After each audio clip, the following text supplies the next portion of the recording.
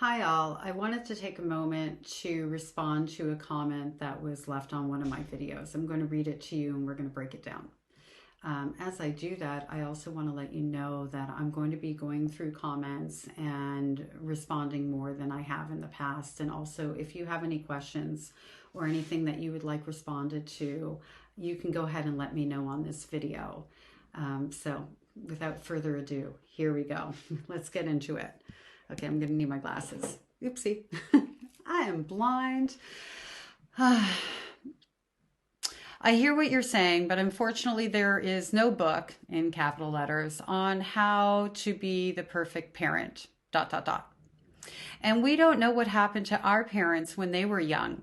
Sometimes it's as simple as our parents doing the best they can with what they knew or learned from past generations, ... And it sucks, but it's true. Okay, there's more to it than that. That's paragraph 1.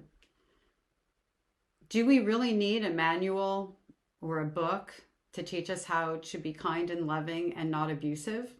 Did my mother need a book to tell her not to drop me out of a 2-story window when I was 5 years old? Did my mother need a book to know not to call me a tramp and damaged goods and tell me that I was sick in the head when I was like 8 and 9 years old, when she knew what I was going through because she was putting me in the hands of somebody who was, I'm trying to be careful in language because things get banned and taken down. So because there was CSA going on, did she need a book for that? Really? The fact that I do know what my mother went through to some degree because I lived with her parents for 4 or 5 years and was greatly exposed to them, an alcoholic and a child molester, I would disagree with you and say that the fact that she knows how much it hurt as a firsthand experience to have an environment where her parents were also abusive of her. I wasn't there, but in some capacity, I know they were. Makes it actually worse that she would want me, her own daughter, to experience the same kind of pain.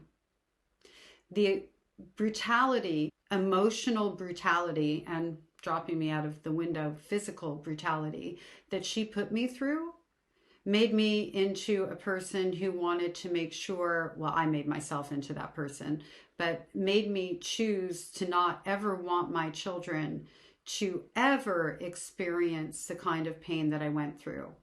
And by the way, I read a lot of parenting books, not to learn how not to abuse my children, but to learn how to be the best parent I could, because my roadmap only taught me what not to do. So now let's read the next paragraph. Let's see what else she has to say, or he, I don't know, what this person has to say.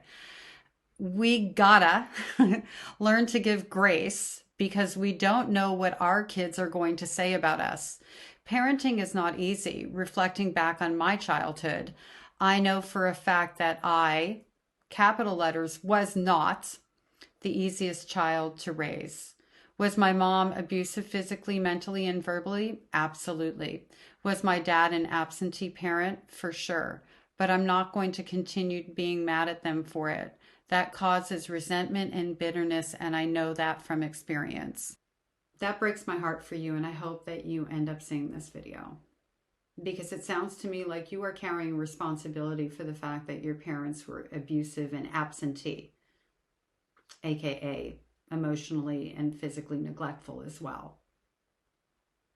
There's no such thing as a difficult child, not in the way that you're speaking of. I'm not saying there are not difficult situations where you have a child, like, for example, that has special needs. That's not the same thing as difficult child. And the you knowing that for a fact is because that's what you were fed, so that you would believe that in some way you are responsible for the abuse that they perpetrated against you. And that is not true. It was never your fault. It could not be your fault. You were the child. The power dynamic says so. And I'm very sorry for what you've been through. And I hope that you're working on your healing journey and that you find a therapist who really clarifies that for you.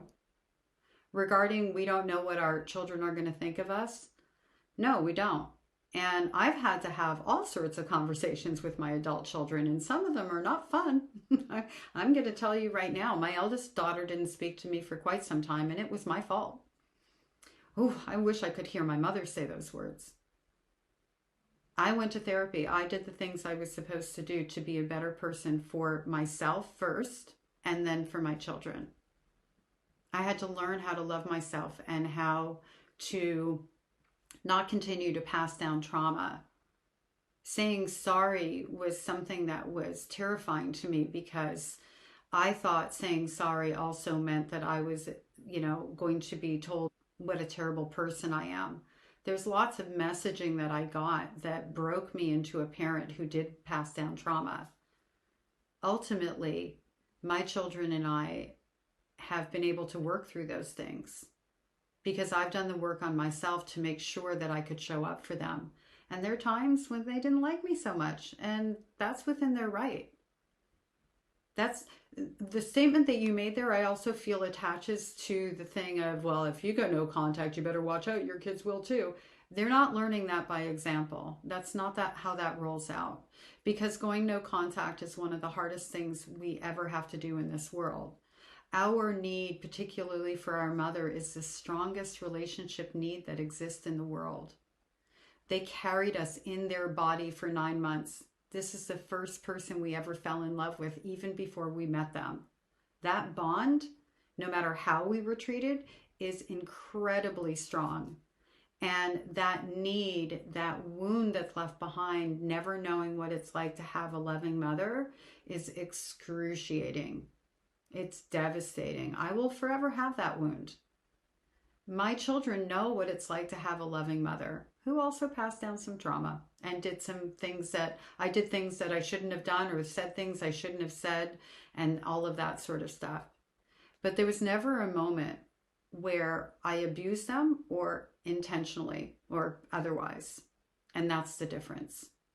Children just don't walk away for no reason. And sometimes the reason is because of the passing down trauma that is connected to other relationships too. I have a lot of clients who were married to narcissistic people who won the children over, particularly the golden child. Or they stayed in relationships with their parents, exposed their children to that kind of love, and lost one of their kids to the narcissistic grandparent. It's not all black and white. I just want to make sure that people understand, that you understand, that going no contact is not about not giving grace to somebody who doesn't deserve grace. It's about giving grace to the person who does, the person who is seeking healing, who needs forgiveness for the things that they did while they were unhealed, and needs to learn how to love themselves. And that can't happen when you're in a relationship with someone who's consistently letting you know that you don't deserve those things. Abusers don't deserve grace. Victims and survivors do. All right, let's get into the next part.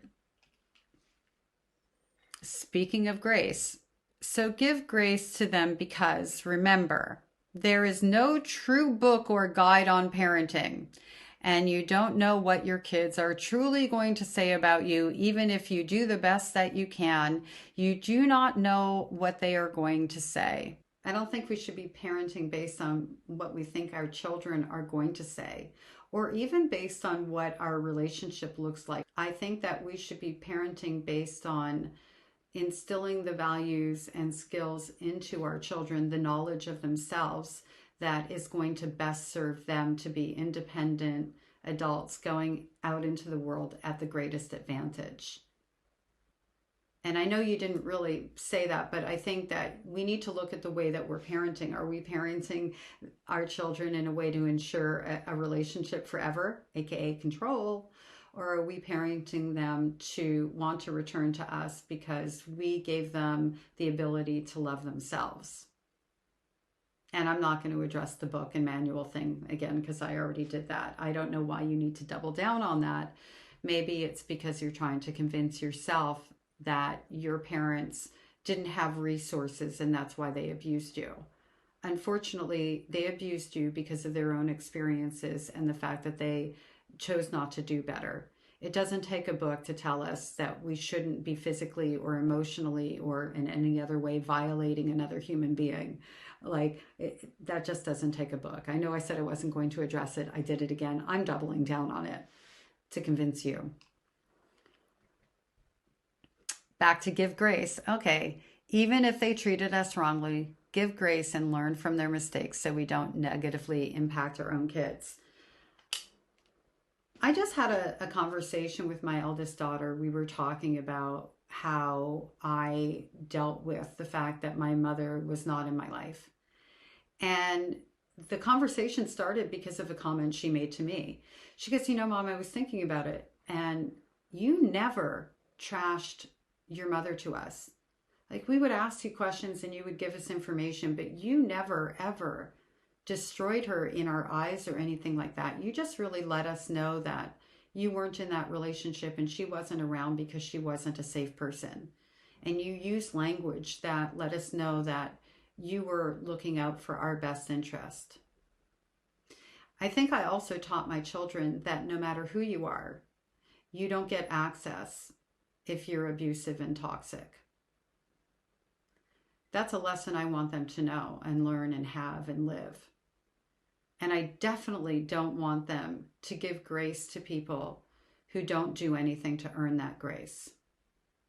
And I hope that you think about that, because your messaging here says to me that you believe that in some way you're responsible for the abuse that you went through as a child, and that's not true. It's not your fault. It was never your fault.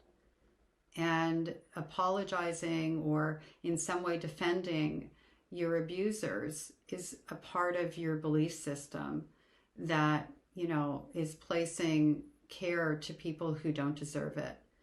And that energy is better served into breaking cycles with our own children rather than continuing relationships with people who shouldn't have access to them or us. Again, if anybody has any questions or comments that you would like responded to, it's going to take me a while. I'm working through some. Please leave them in the comments section and I will get back to you as soon as I can.